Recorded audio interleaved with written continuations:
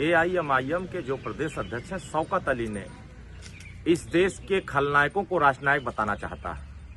उस वाहियात को, इस देश के राष्ट्रनायकों के इतिहास के बारे में कुछ पता ही नहीं और ये चर्चा में आने के लिए, अपनी राजनीति चमकाने के लिए इस देश के राष्ट्रनायकों का हमेशा से अपमान जैसी बातें करता है। इसको पता अगर इतिहास के बारे में होता तो यह महमूद गजनवी के जो 17 बार आक्रमण हुआ भारत पर, वो किसके लिए किया था? इस देश के मंदिरों को लूटने के लिए, इस देश के किले खंडहर को तोड़ने के लिए, इस देश की सनातन परंपरा को खत्म करने के लिए।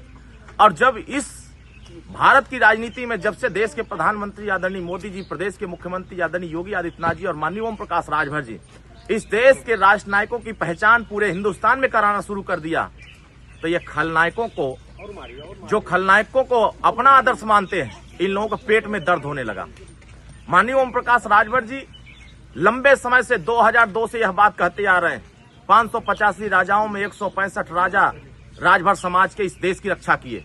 हम इस देश की संस्कृति की रक्षा किए, इस देश की राष्ट्र की रक्षा किए, इस देश के विरासत को जिंदा किए। इस देश में हमने अपने राष्ट्रनायकों की पहचान कराया। आज पूरे हिंदुस्तान के लोग महाराजा सुहेलदेव राजभर को जानने लगे।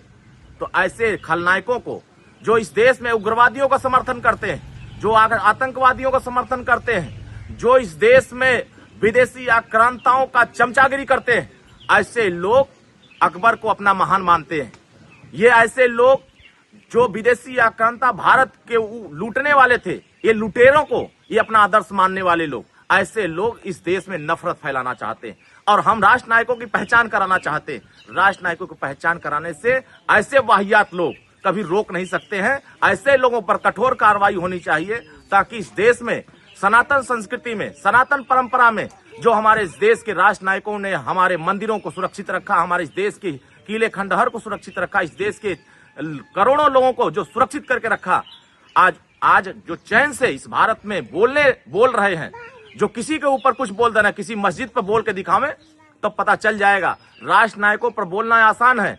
आप किसी धर्मगुरु जो मुस्लिम समुदाय के, उनके ऊपर बोल के देखिए, आपके बाल उखाड़ दिया जाएगा। इसलिए ऐसे राष्ट्रनायकों का सम्मान करना सीखिए और खलनायकों को हमेशा खलनायक कहा जाएगा, आतंकवादियों को आतंकवादी कहा जाएगा, उग्रवादियों को उग्रवादी कहा जाएगा, उनको कभी राष्ट्रनायक नहीं कहा जाएगा। इसीलिए बहराइच में 10 जून को महाराजा सुहेलदेव राजभर का विजय दिवस मनाया जाएगा। अब मजार पर मेला नहीं लगाया जाएगा, अब महाराजा सुहेलदेव राजभर के भव्य मूर्ति पर मेला लगा करके इस देश के राष्ट्रनायकों की पहचान पूरे देश में कराई जाएगी। और ऐसे खलनायकों को, जो शौकत जैसे लोग हैं, ऐसे लोगों को जेल की सलाखों में रख करके उनको इतिहास बताने की जरूरत है।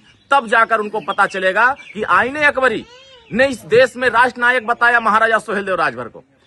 इस देश में गजेटियर बताया कि देश में राष्ट्रपति महाराजा सुहेलदेव राजभर राष्ट्रनायक थे।